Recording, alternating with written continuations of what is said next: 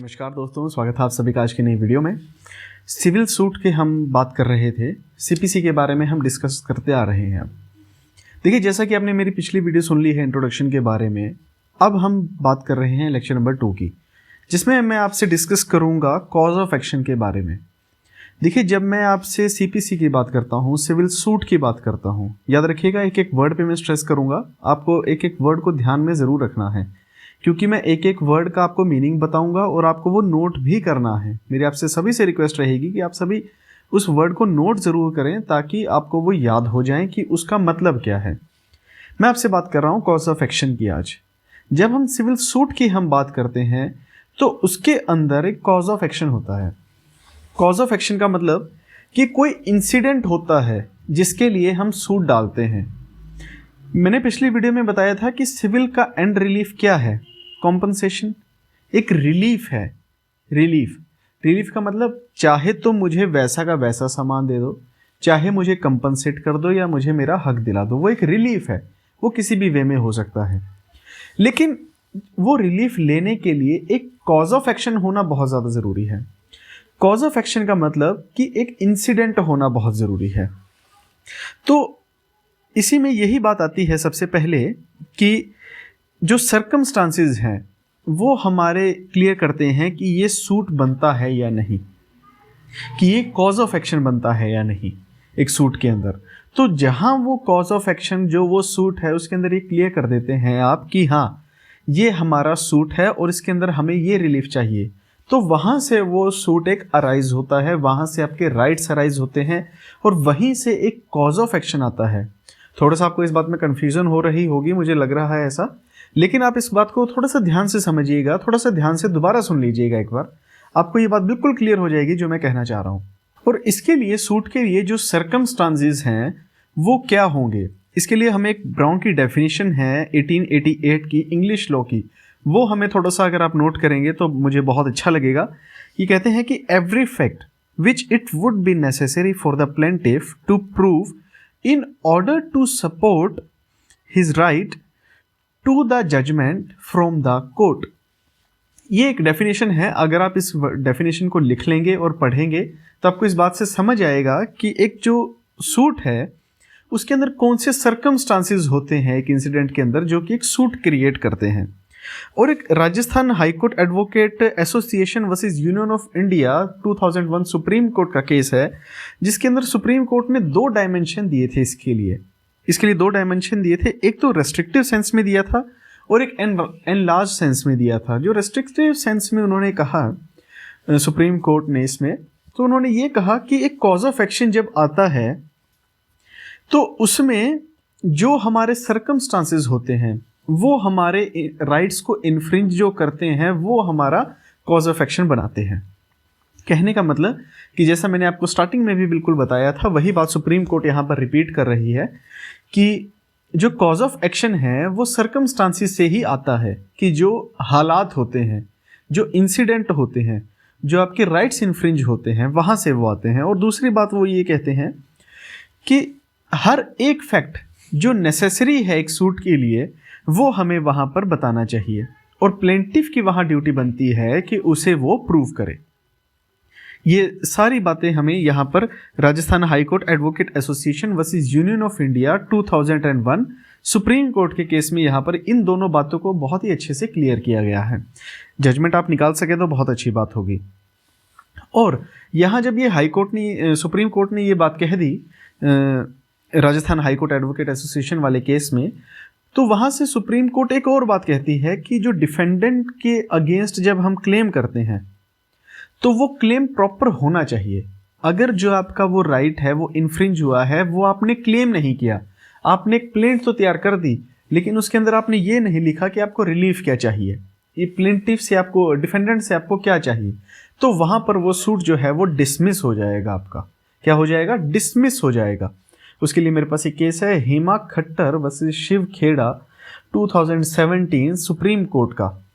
इसमें यही हुआ था कि जो कॉज ऑफ एक्शन है उसके अंदर डिफेंडेंट से वो क्लेम नहीं किया गया, उसमें वो इंक्लूड नहीं किया गया कॉज ऑफ एक्शन क्या हुआ, तो वहाँ पर जो सुप्रीम कोर्ट है उसने उसे डिसमिस किया था। और मेरे पास एक और केस है, वो है Bloom decor limited versus Subhash Desai 1994 का, सुप्रीम कोर्ट का। और यही केस के अंदर जो जजमेंट आई थी ये रीट्रेट करी थी। रीट्रेट का मतलब रिपीट करी गई सेम बातें। कौन से केस में? ONGC वर्सेस उत्पाल बाबू 1994 सुप्रीम कोर्ट का। इन दो केसेस में एक ही बात कही गई। सबसे पहले तो ब्लूम डेकोर ने लैंडमार्क जजमेंट बना दी और उसी की जो कोटेशन थी, वो जो उसके अंदर जजमेंट के अंदर आया था, वही सेम बातें ONGC में करी गई। इसमें यही बताया गया कि जो बंडल्स ऑफ फैक्ट है, जो नेसेसरी है प्लेंटिफ के लिए, वो प्रूव उसे करना पड़ेगा सूट के अंदर। कि प्लेंटिफ को जो है एक सूट जब करता है तो उसको प्रूव करना पड़ेगा। देखिए, इसके लिए एक बहुत ही अच्छी बात कही गई है कि जो प्लेंटिफ है उसकी यहाँ पर ये ड्यूटी बनती है कि जब भी वो कोर्ट में मूव करेगा, वो उसी की ड्यूटी बनती है कि वो प्रूव करे कि उसका क्या नुकसान हुआ। आप इतनी सब बातें सुन रहे हैं अभी तक, आपको एक बात ज़रूर समझ में आ रही होगी। मैं यहाँ पर सूट की स्टार्टिंग की बात कर रहा हूँ। सूट की स्टार्टिंग का मतलब जब भी एक सिविल सूट डलता है तो उसके अंदर आपको क्या चीज़ देखनी चाहिए, क्या उसके अंदर इंग्रेडिएंट्स होने चाहिए, जो कि एक सिविल सूट CPC पढ़ते टाइम और सिविल सूट फाइल करते टाइम हमेशा हमारे माइंड में आने चाहिए। हमें ये तो पता होता है कि हमें ये सिविल सूट डालना है, लेकिन डालते टाइम हमें क्या दिमाग में रखना चाहिए, क्या एक इम्पॉर्टेंट पॉइंट्स हैं, क्या इम्पोर्टेंट उसके इंग्रेडिएंट्स हैं, वो हम कई बार भूल जाते हैं। तो इसीलिए मुझे लगा कि ये आप सभी को बताना बहुत ही ज़्यादा इम्पॉर्टेंट है, क्योंकि हर कोई ये बात डिस्कस नहीं करता है। Sub section wise, order wise deal करते हैं। मेरा वो थोड़ा सा स्टाइल नहीं है, लेकिन वो भी अच्छे हैं। लेकिन मेरी रिक्वेस्ट यही रहती है कि थोड़ा सा अगर आप बेस क्लियर कर लें तो वेल एंड गुड रहता है। तो यहाँ पर जो है अगली बात आती है कि जो मटेरियल फैक्ट्स हैं वो सभी के सभी हमें यहाँ पर पुटअप करने चाहिए। देखिए, जब भी आपका एक सिविल सूट डलता है तो उसके अंदर जो भी आपके रिलीफ हैं वो आपको सारे क्लेम करने पड़ते हैं। और उसमें से अगर आपने कोई रिलीफ क्लेम नहीं किया, मान लीजिए आपने कोई रिलीफ ही क्लेम नहीं किया, तो उसके लिए तो मैंने आपको पीछे सुप्रीम कोर्ट की जजमेंट बताई कि वो आपका सूट ही डिसमिस हो जाएगा। लेकिन मान लीजिए आपने वहाँ पर कोई रिलीफ एक छोड़ दिया, आपके 5-7 रिलीफ थे, उसमें से आपने एक छोड़ दिया, तो वो क्या हो जाएगा?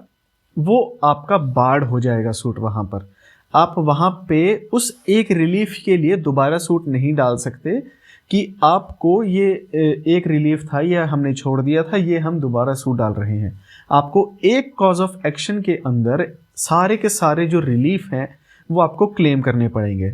ये हमारा CPC का रूल है।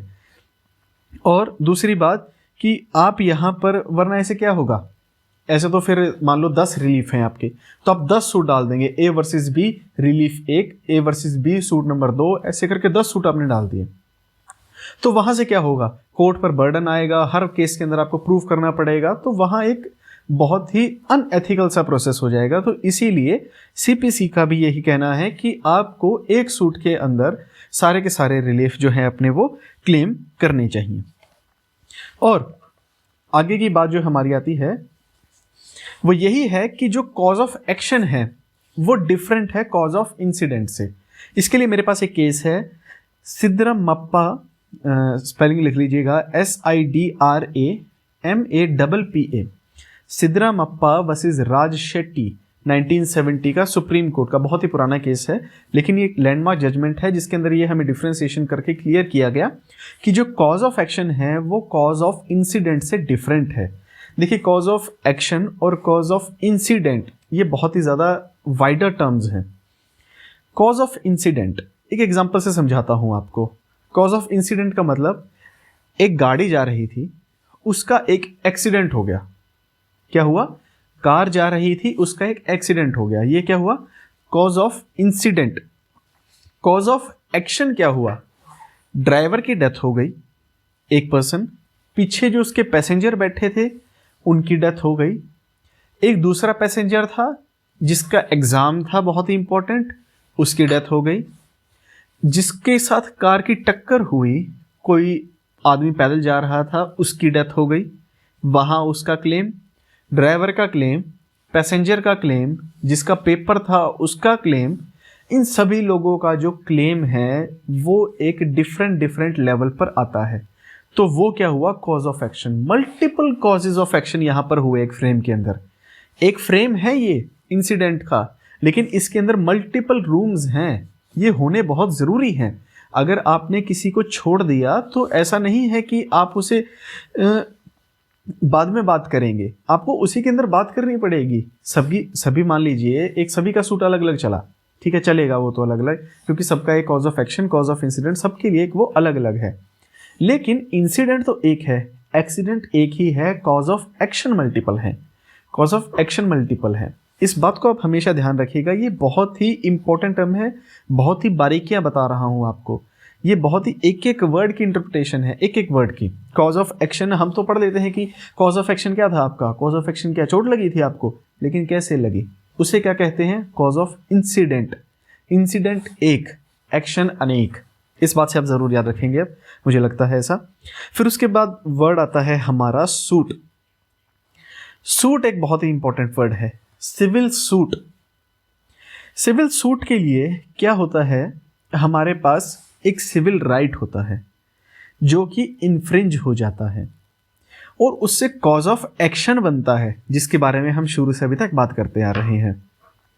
और वो क्लेम बनता है फिर हमारा कॉज ऑफ एक्शन। एक्सीडेंट हो गया, डेथ हो गई या चोट लग गई, क्लेम बन गया। फिर तो वो क्लेम कैसे होगा, जो हमारा वो क्लेम है उसे आप लेंगे कैसे, उसके लिए डालना पड़ेगा आपको सिविल सूट। क्या डालना पड़ेगा, सूट डालना पड़ेगा। तो यहां से हमारा एक बात क्लियर होती है कि जो वर्ड सूट है उसकी इंटरप्रिटेशन क्या बनती है। उसके लिए मैंने आपको एक एक वर्ड यहां पर स्टेप बाय स्टेप आपको बता दिया। और जैसा कि मैं आपको पहले भी बता रहा था प्लेंटिफ से रिलेटेड, कि प्लेंटिफ की ड्यूटी बनती है हर पॉइंट को यहां पर एक्सप्लेन करे। तो उसके लिए हमारे पास एक टर्म है डोमिनस लिटस। डोमिनस लिटस का मतलब ये होता है कि वो एक कैप्टन है अपनी शिप का, कि बर्डन ऑफ प्रूविंग उसके ऊपर है जो कोर्ट में मूव कर रहा है। इसके लिए हमारे पास सेक्शन 101 है इंडियन एविडेंस एक्ट का, जिसमें इस बात के लिए क्लियर किया गया है कि the person who moves the court he has to prove what he wants to claim. तो उसके लिए मेरे पास एक केस है, वो लिख लीजिएगा, प्रिवी काउंसिल का है। इस केस में सूट को डिफाइन करा गया है। सूट के रिगार्डिंग ही मैं यहाँ पर बात कर रहा था आपसे। तो सूट के लिए प्रिवी काउंसिल का 1933 का केस है, लिखिएगा, Hansraj Gupta versus official liquidator Dehradun Mussoorie electronics transways company limited. ये केस है। यहाँ पर इसी केस में ये डिफाइन किया था कि सूट क्या है, जो कि मैंने आपको अभी तक सारा यहाँ पर ये एक्सप्लेन कर दिया। अब हमारी अगली बात जो आती है वो ये है कि सिविल प्रोसीडिंग होती है हमारी, तो उसके एसेंशियल क्या है एक सूट होने के। जब भी हमारा एक सूट डला तो उसके एसेंशियल इंग्रेडिएंट्स क्या होंगे। सबसे पहला कॉज ऑफ एक्शन उसमें होना चाहिए, उसमें रिलीफ क्लेम होना चाहिए, डिमांड करी जानी चाहिए हमें रिलीफ की, कि हमें क्या चाहिए, क्या रिलीफ है आपका, जिसे हम प्रेयर भी कह देते हैं। और वहाँ पर डिस्प्यूट होना चाहिए, कंट्रोवर्सी होनी चाहिए।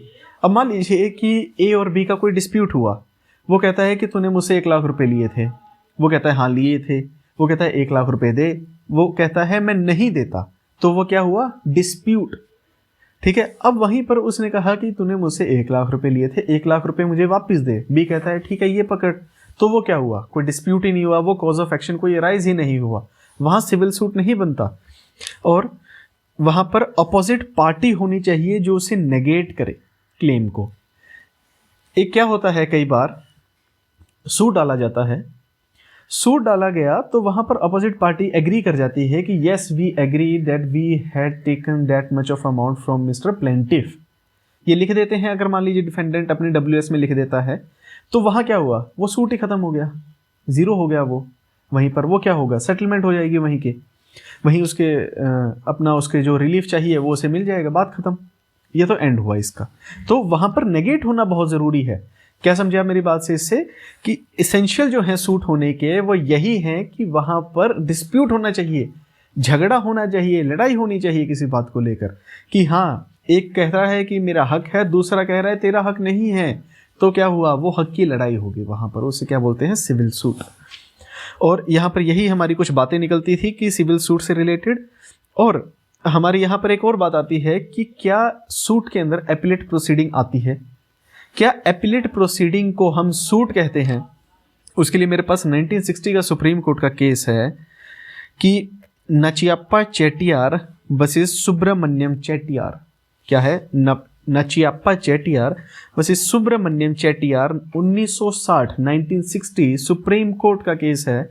इसे आप नोट कर लीजिएगा। ये आपके लिए, जुडिशियल एस्पिरेंट्स के लिए, एडवोकेट्स के लिए, स्टूडेंट के लिए बहुत ही ज़्यादा इम्पॉर्टेंट टॉपिक निकलता है, क्योंकि ये हमारा सीपीसी का बेस बताता है।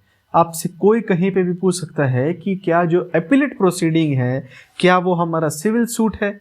अगर आपको नहीं पता तो आपको यहाँ पर थोड़ी सी सीपीसी की डेप्थ में जाना चाहिए, और यहीं से मैं आपको सुप्रीम कोर्ट की जजमेंट बता रहा हूँ ताकि जो मुझे लोग सुन रहे हैं, जो मुझसे जुड़ रहे हैं, जुड़ना चाह रहे हैं, उन्हें ये पता लगे कि आगे जाके जुडिशरी के अंदर कितनी डेप्थ पूछी जा रही है। क्या हमारा लेवल होना चाहिए एडवोकेसी के लिए, क्या हमारा लेवल होना चाहिए जुडिशरी के लिए, लीगल एस्पिरेंट्स के लिए, लॉ नॉलेज सीकर्स के लिए। हमें बहुत ही ज़्यादा डेप्थ में जाना है हर एक चीज़ के। मेरेक्ट बेरेक्ट रीडिंग से हमें नहीं चलना, उसकी इंटरप्रिटेशन पर भी जाना है। सुप्रीम कोर्ट क्या कहती है, एक एक वर्ड को समझना है। इसीलिए मैं वीडियो बनाता हूँ आप सभी के लिए। इतनी बड़ी बड़ी मेरी वीडियोस हो जाती हैं, यही रीज़न है उस चीज़ का कि मैं आपको एक एक वर्ड, एक एक चीज़ जो है वो डेप्थ में समझाता हूँ। तो यहाँ मैं आपसे बात कर रहा था कि जो सूट है वो इंक्लूड करता है प्रोसीडिंग को, एपिलेट प्रोसीडिंग को वहाँ पर सूट के अंदर गिना जाता है, जिसके लिए मैंने आपको सुप्रीम कोर्ट का केस बता दिया।